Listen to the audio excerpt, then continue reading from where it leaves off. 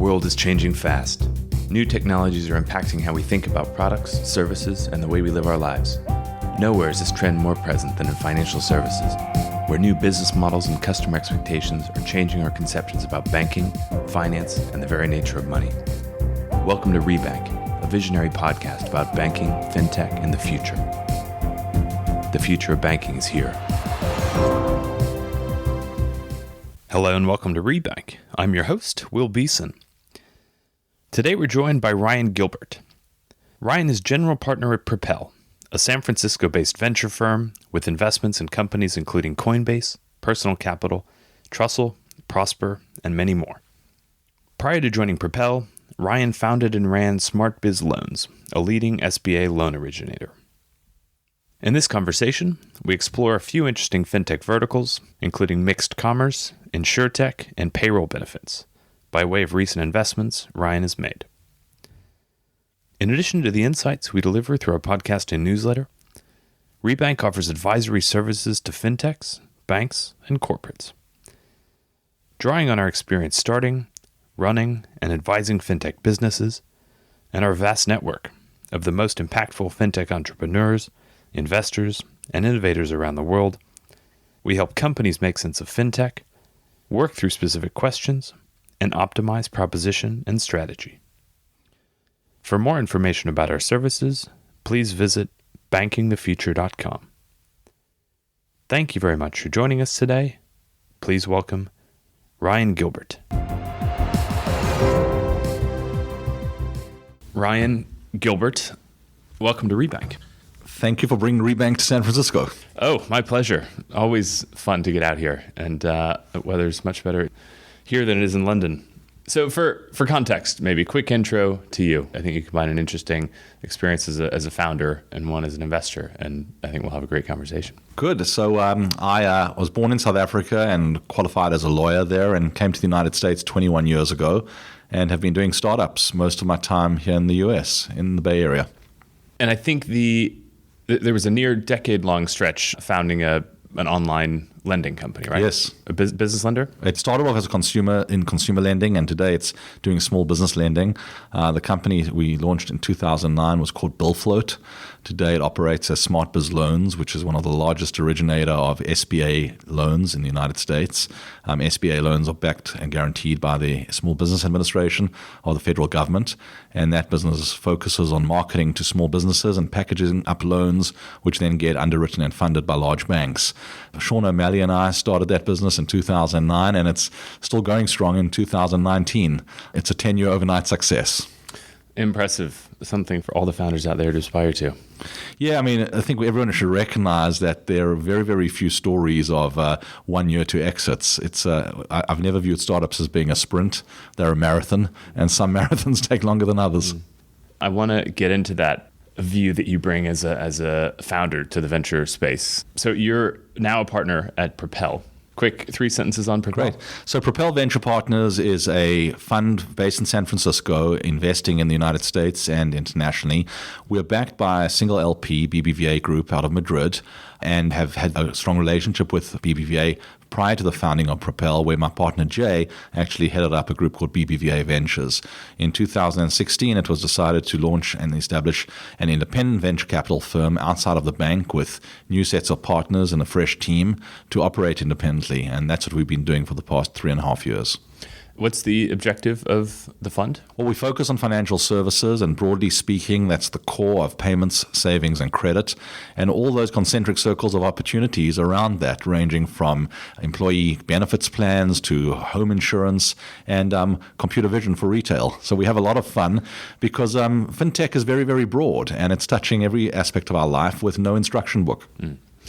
So I want to get into a few of those investments you guys have made as entry points into broader fintech-related themes. So you mentioned the computer vision one, which is as fun a place to start as any. Tell us about your investment in Rebank. Rebank is based in Berkeley, California. I live on the East Bay of the Bay Area, and that's where Berkeley is. And it's just phenomenal to work with entrepreneurs that have a tremendous startup and academic pedigree. The founder and CEO of Rebank is Will Glazer, who was also one of the co-founders of Pandora. the AI platform for music.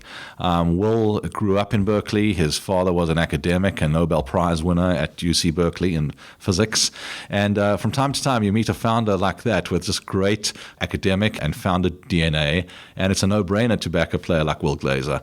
But most importantly for us was really the bigness of his proposition at Rebank, to take computer vision and off-the-shelf cameras, much like the cameras in our iPhones and smartphones, and to deploy them in retail environments so that a registered consumer could be recognized by the system, do his or her shopping, walk out, and pay. There's been a lot of excitement about what Amazon's been doing with the Amazon Go stores. But you walk into the Amazon Go stores and you see not only is there a tremendous amount of software at work, there's a tremendous amount of technology. And those stores are not cashierless. There are a lot of Amazon employees walking around to be sure that things are working like they should. We, in our proposition to back Rebank, were just totally taken by the science behind computer vision and the fact that you can have a cashierless environment. It doesn't mean you remove people from the loop. Folks are very important for customer service, but the promise that they're delivering is clear. And just yesterday announced a pilot project with Giant Eagle, a large grocery retailer out of Philadelphia on the East Coast. So we're expecting more exciting news from the team. That's fascinating. It sounds like white label Amazon Go that in your view works better. I think it's white label Amazon Go and Go Beyond because the Amazon model, whilst they're tremendously smart and are the number one in that space, also has a very significant hardware component and store redesign. What Rebank is doing is allowing cashierless shopping and checkoutless shopping in existing stores. You don't have to go in and build new retail stores. You can, in essence, retrofit what already exists. Is it like take a picture of the item as you're putting it in your bag and then... Well, the cameras are watching you. It's the eyes in the skies, much like we have everywhere. And so it's not even taking a picture. It's the ongoing stream of AI recognizing what you're doing. And the retailers that we've been in contact with really like this concept because they're in a low margin business as it is. So the last thing you want to tell them is to spend millions of dollars to rebuild new stores. Retrofitting is a very different approach. And Rebank has built a model that makes the installation pretty simple. So we're excited about what that means. To what extent do they kind of delve into the data of foot traffic and store layout and those sorts of things? Well, store layout is very important because it's about where you place the infrastructure to ensure maximum coverage. And over time, I'm quite certain there's going to be opportunities to monetize the data around other aspects of store operations.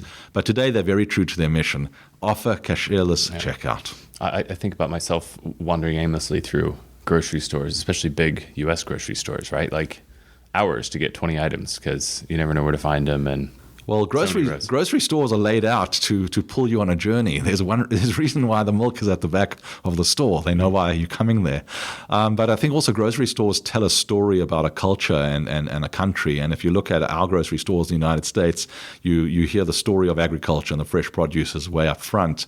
But the fisheries and the meats and the milks are at the back. And what you find in the middle is just a tremendous combination of cultural mashing. It's fascinating. I tend to wander through grocery stores as well when I travel internationally to at least just learn what's going on. I like this example as an entry point into the kind of broader discussion of mixed commerce, mixed reality, digital plus offline, and what kind of the best new approaches are to expedite and improve existing experiences. And this one has the financial service so deeply built in that you don't even notice that you're transacting, right? Yeah. It sounds like you grab the stuff and walk out, right? It's like if paying for an Uber has been for the last 5 years at every conference you go to, this is what's going to happen to financial services. Another great example of that. Uber has hacked it, isn't it? It's a tremendous experience when it works, which is 99% of the time, and you tolerate the 1% when it doesn't. And I think what enables us all is really the way that payments and fintech generally has advanced, the ability to tokenize payments and to make payments part of most business models. I think we're in the place today where most high-scale businesses are both omni-channel and payments companies. If you really want to win in a vertical, you're going to be a payments company at the core and have payments teams building out ways for your customers to pay you and pay you with confidence and trust. It's interesting. If you go down that route of grab the groceries, walk out, and you're kind of charged at some point as you're leaving the store.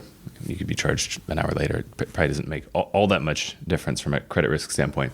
You could even think about leveraging payment mechanisms which are less optimal face-to-face instantly, i.e., Visa, MasterCard are great when you're paying at checkout, yet the merchant's being charged X% interchange.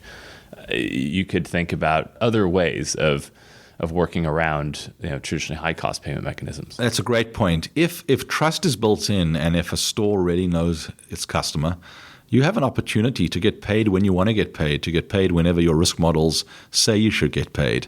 And here in the United States, you certainly have interchange fees related to payment cards. And ACH is relatively free, a couple of cents per transaction, yet it's done on a batch basis. We don't really have a fully scaled out real-time payment system here in the United States like you do in the UK. So if you as a retailer are happy to wait a day or two for your funds to come in on those transactions, knowing that this person in your store is credit worthy and will pay and isn't going to repudiate the transaction, something really interesting can happen. There have been attempts in the past to use ACH-based card programs in grocery retailers, but those implementations were tied to using existing card infrastructure. You were running cards through existing POS systems, much like you would a credit card. In models like Rebank, where the tokenization happens in the cloud and where you have a very, very fluid entrance and exit of the store, new things are possible.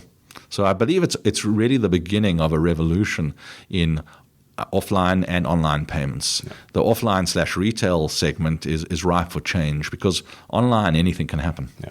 Creating an asynchronous relationship between the moment of the transaction, which is kind of difficult to pinpoint if the person's leaving without physically paying, and the moment of payment. And you start to put your digital lending hat on, and suddenly there's a seamless credit product potentially in there as well. Absolutely. And remember, the camera doesn't lie. So we know when you come in and we know when you go out. And there's a lot of other technology that's integrated into the powerful computers that we all have in our smartphones, and GPS locations and other data points, which could be points of proof. But key to the whole system is the consumer opt-in.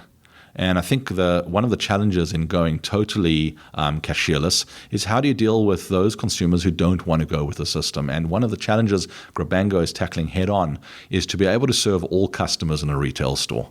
So you got those that want to go cashless and those that want to go cash. Serve them both because the retailers want them all to be happy.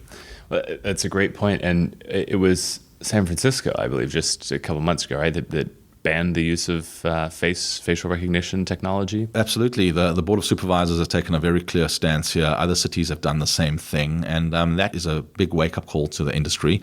There are other cities in the United States that have also said you have to accept cash in retail stores. You can't be cashless, which reminds us that our payments infrastructure has to serve everybody in the economic pyramid. You can't say bottom of the pyramid exclusively or top of the pyramid, and cash still is king.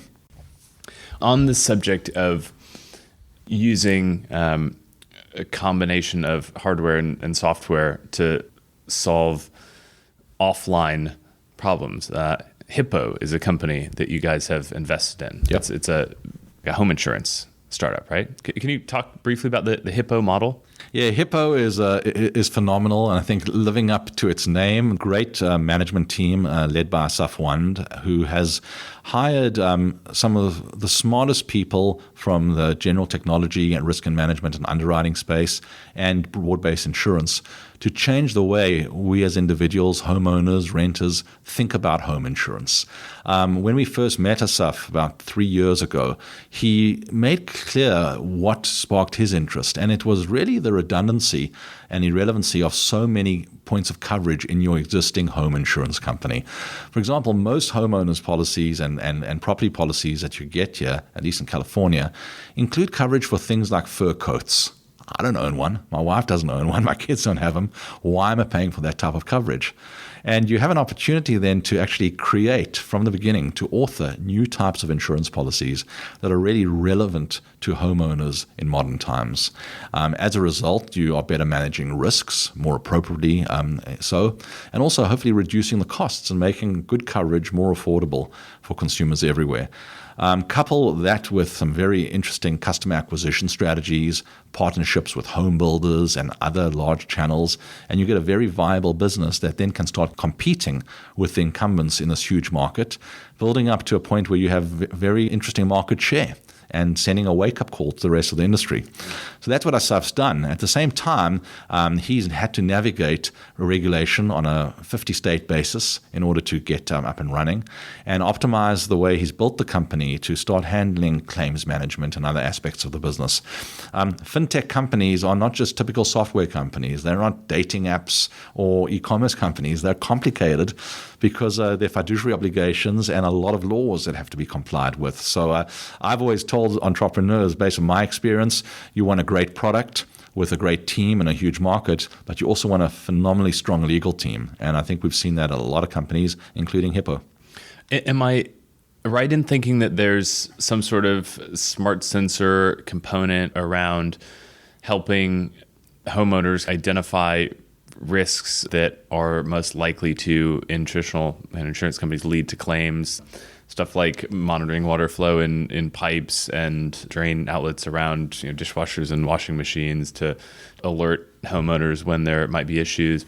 A Hippo employee that I connected with at your summit a few months ago was actually telling me that there was something around infrared censoring heat leaks in roofs pre-snowmelt. And so you could fix your roof before it collapsed as snow melted. Well, IoT technologies or Internet of Things technologies have certainly advanced underwriting and maintenance of insurance policies and fixed assets easier than ever before and more reliable than ever before.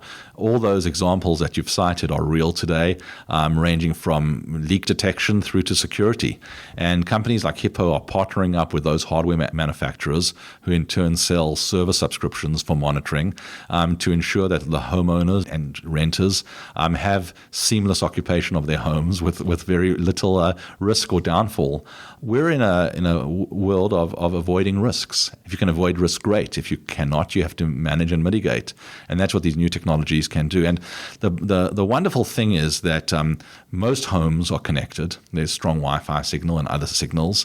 There's always redundancy by tapping into the mobile networks for additional coverage. And one can monitor significantly all aspects of your house. We're already in a situation where it's mandatory in the United States to have smoke and carbon monoxide detection in homes, and many of these detectors are in turn linked up to your home alarm system. So the concept of monitoring is expanding, and in order to be defensive and keep risks to a minimum, I think consumers and homeowners should really be encouraged to use these types of technologies. It's peace of mind, and if it reduces your cost of insurance, go for it.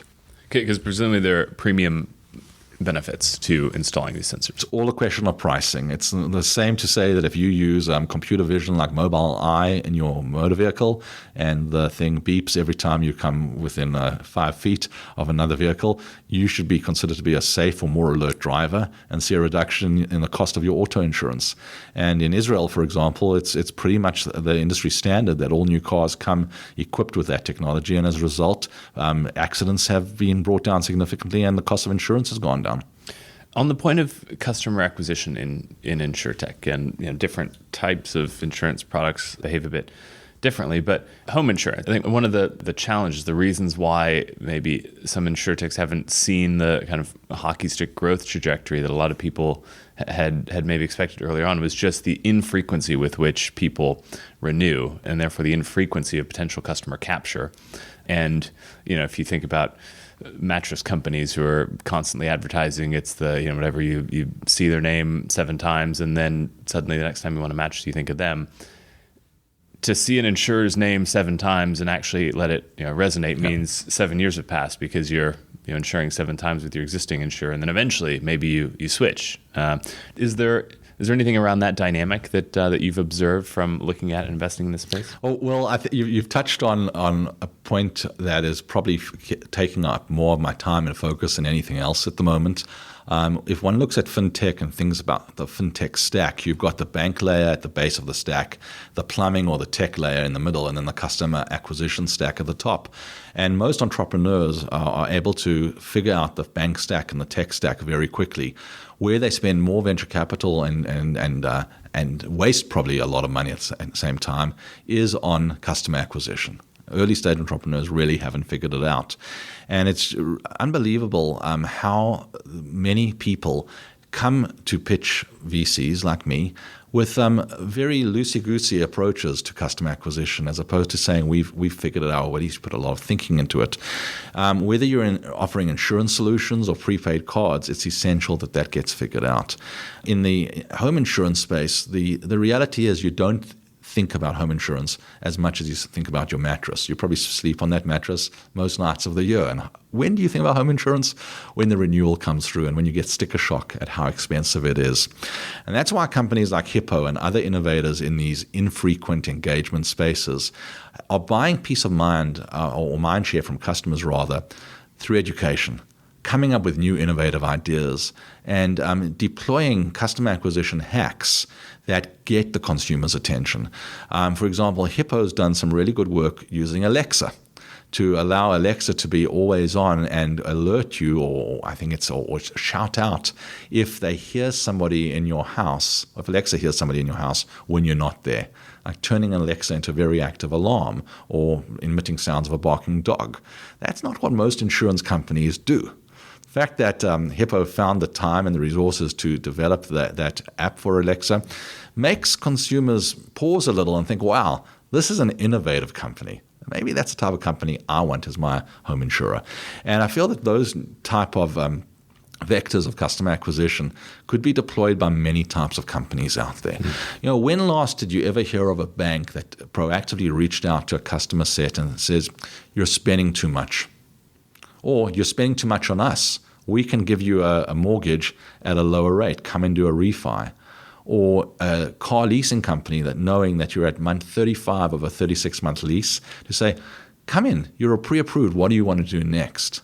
Well, there isn't that element of proactiveness. And I think that's going to really separate the winners from the losers. At what stage do you guys normally invest? It's late seed and Series A. Those are our sweet spots. Okay. So I want to pick up that point around early stage entrepreneurs not thinking enough about customer acquisition. In a dream world, company comes in to raise a seed round and says, hey, and look at all this data about how well our customer acquisition works. And here's everything we've tested, and here's everything we've done, and here's all the advertising we've done, and here's the new stuff we've developed, and here's the app we built. But super early, you're resource constrained and time constrained. At what point do you expect someone has a tested, proven customer acquisition strategy? Is that closer to A, or is it closer to seed, or is it just that they have some unique insights? They've really spent a lot of time thinking about this and doing the research.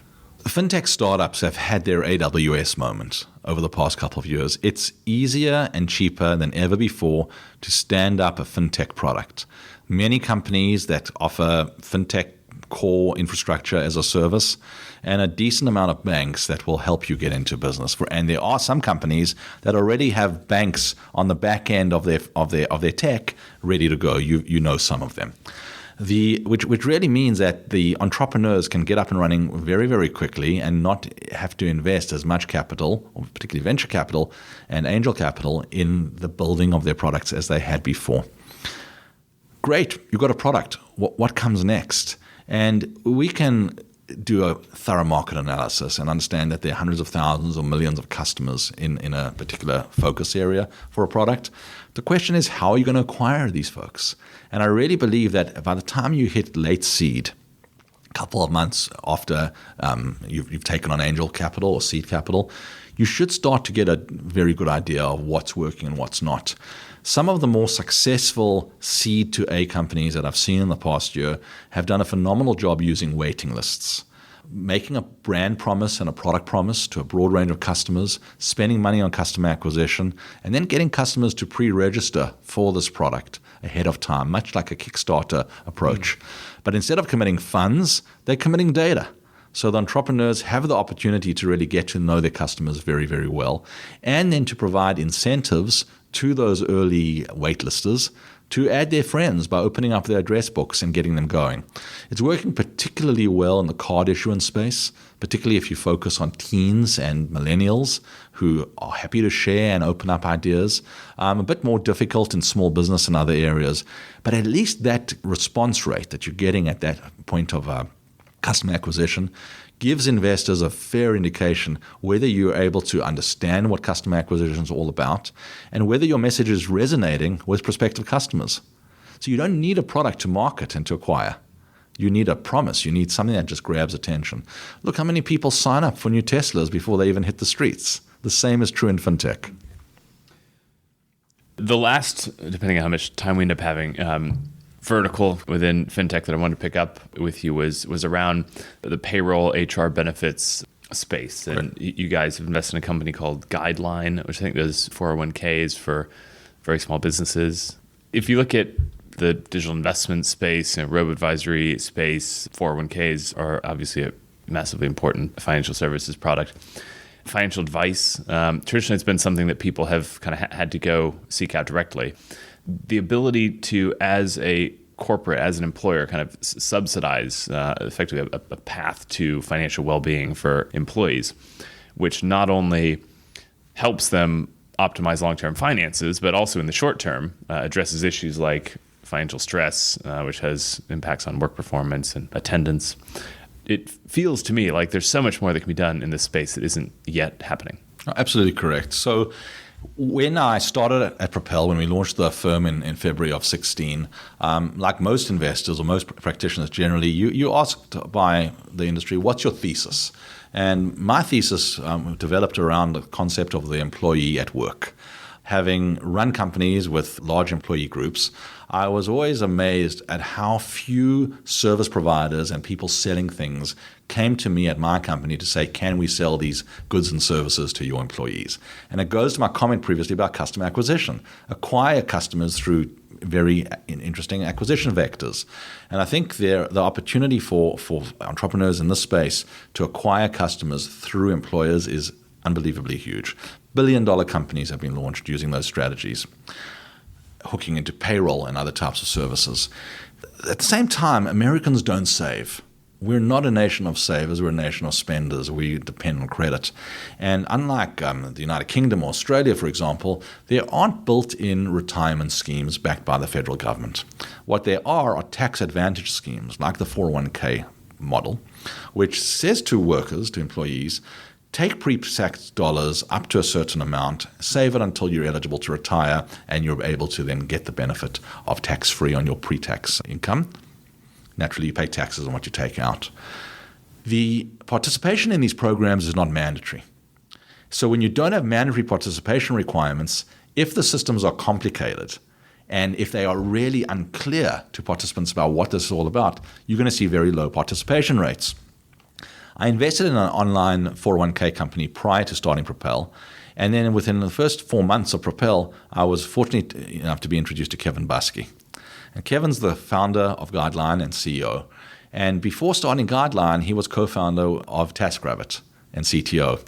And he noticed as the CTO at TaskRabbit that many members of his tech team were not participating in the 401k plan they were offered. He thought that was wrong. So he set about to change that.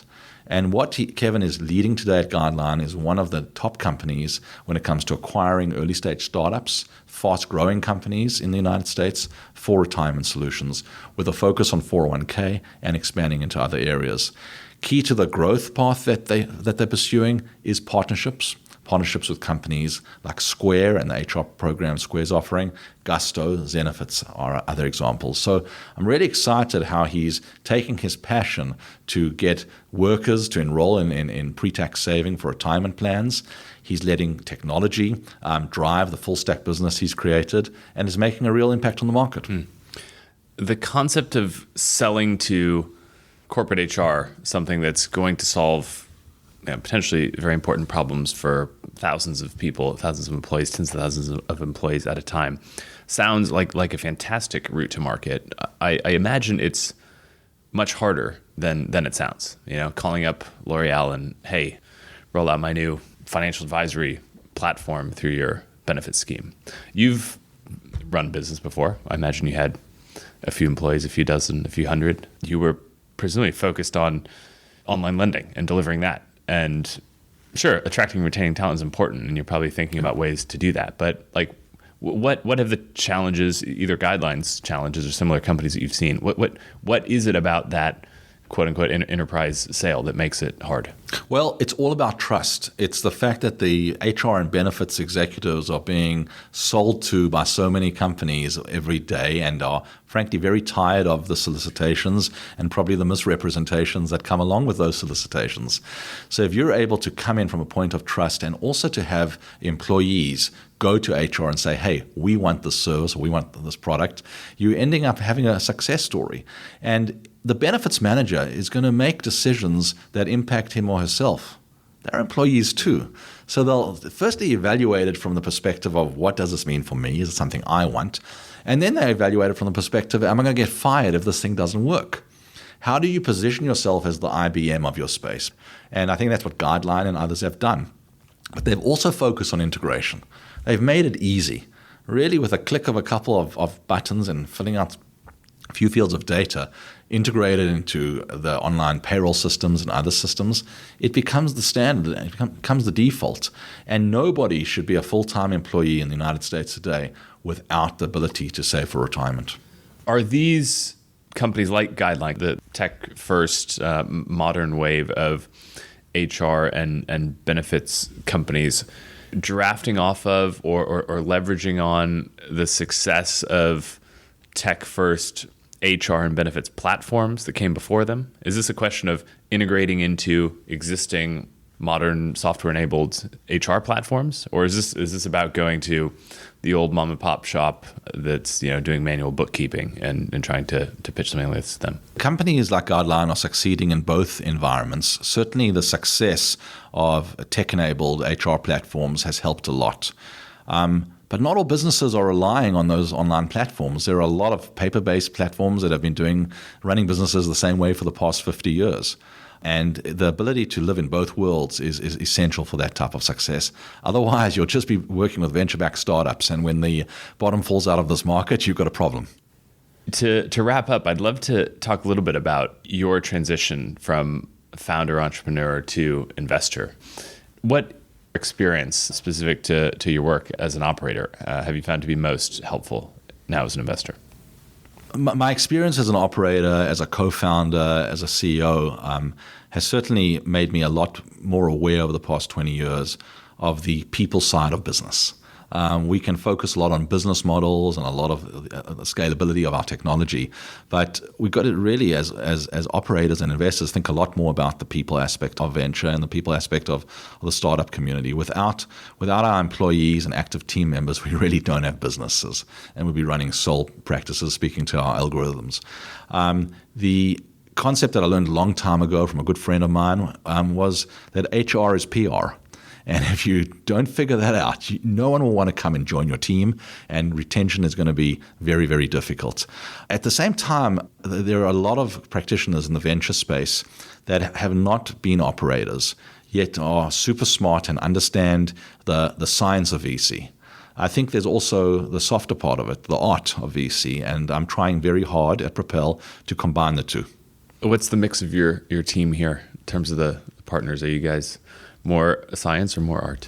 We have one science, one in the middle, and one art. What's the more valuable skill set? I think the ability to recognize that if you have 2 ears, 1 mouth, and use it in that proportion, you can go a very, very long way.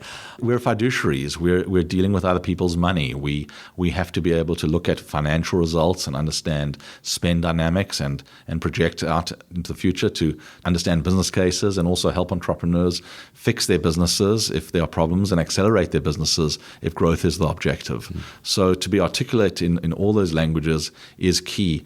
And also to have an understanding that the concepts of up and to the right and the type of things that we see on TV and the romanticism of startups isn't what it's about. It's tough being an entrepreneur. It's tough having co-founders. It's tough being a family person and working in a startup. Like so many competing and clashing needs, objectives, and ideals. A little bit of empathy and understanding that I think drives everybody to be a lot more successful. And not everybody is going to have $1 billion IPO. Most of us are going to fail. Embrace failure, stand up, brush yourself off, and do it again. That's what we do here. And that's why I love it. Last question, which I want to ask you now, following a quick conversation we had before we started recording. You told me that you've always worked with partners on your businesses. Is there anything specific from that experience that you keep in mind, that you notice influencing the way you invest or view solo founders or founding teams and make investments? I've always had a partner-focused mindset because I understand my limitations. I think it's important that you have an acute sense of self-awareness. And I know what I'm good at and I know what I shouldn't touch, and that's why it's been something I've pursued. The solo founders that I've had an opportunity to back in multiple instances have a very rare set of skills that allows them both to focus on the business side of the business, the people side of the business, and the tech side of the business. Most of us are not that savvy or skilled. We're just not that good. So, focus on what you can do well and partner the rest. It does mean that you have to be focused more on the softer elements, on communication, on aligning with your partners, and also recognizing that partnership is about dividing and conquering, both ownership and challenges and the good and the bad. And be fair. I really believe that at the very beginning, there should be as much equality in the division of work and the division of ownership as possible. Because things are going to change, and some folks have been super engaged and important on day one. Day two, it could be a different story. And find your common strengths. Recognize that you're going to be a lot stronger together than apart. So I do work hard when I see partnerships that work to keep those partnerships together and remind them that your partner's a person too. Excellent. Ryan Gilbert, thank you very much for joining us today. My pleasure. Thanks for tuning into Rebank. If you like today's show, reach out. Follow us on Twitter at Rebank Podcast and join the conversation. For more on banking, fintech, and the future, check out our regular content at www.bankingthefuture.com.